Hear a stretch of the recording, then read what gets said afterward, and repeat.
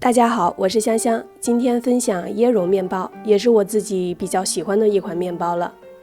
每次烤这款面包的时候，就会满屋飘香，出炉之后几口就能吃掉一整个，真的是超级好吃。而且不需要揉面机器，简单的手揉就可以做的面包，蓬松香甜，相信新手也可以轻松做好这个食谱。我们一起来看看具体的做法吧。准备400克面包粉，加35克白糖，4克酵母粉，糖和酵母不要放在一起，然后加250克牛奶，45克水，先搅拌成面絮。如果室温比较低的话，可以用45克不烫手的温水，把酵母溶解之后再和面粉混合，可以更好的发酵。再加35克玉米油，3克盐，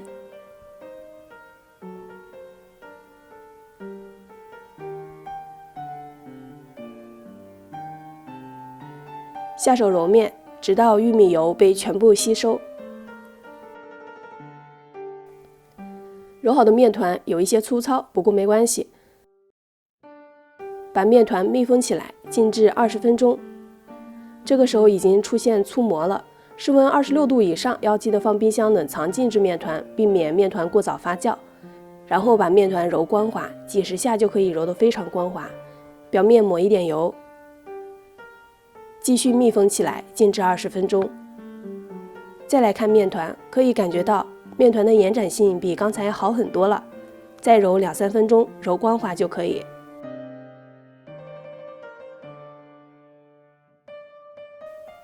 把面团密封起来，发酵至原来的2倍大，面团的底部都是发酵的孔洞。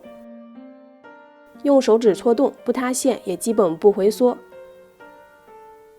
拉开面团，我们可以看到面团内部布满了小孔洞。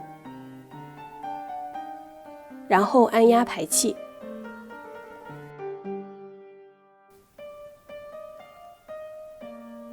搓成长条，把面团分成16份，每一份大概47克左右。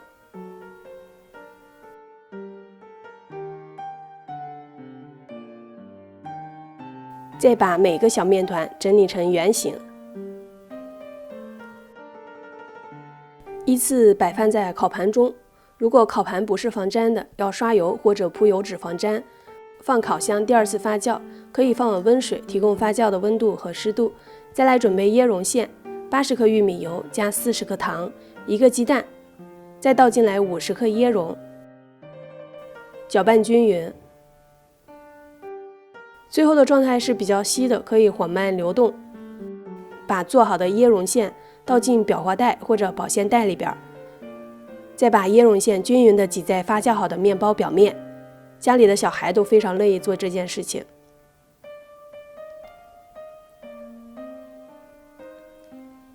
烤箱175度预热10分钟，放中层烤25到30分钟。烤到10分钟左右的时候，注意看着上色满意了，一定要加盖锡纸，防止椰蓉烤糊。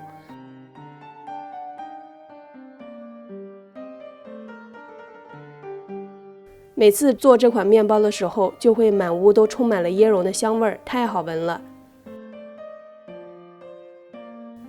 没有费劲的揉面过程，但是这样做的面包松软的样子看得到，金黄漂亮的外壳，蓬松的面包体，真的是太好吃了。好了，我继续吃面包去了。喜欢我的视频，记得订阅关注我哦，我们下期再见。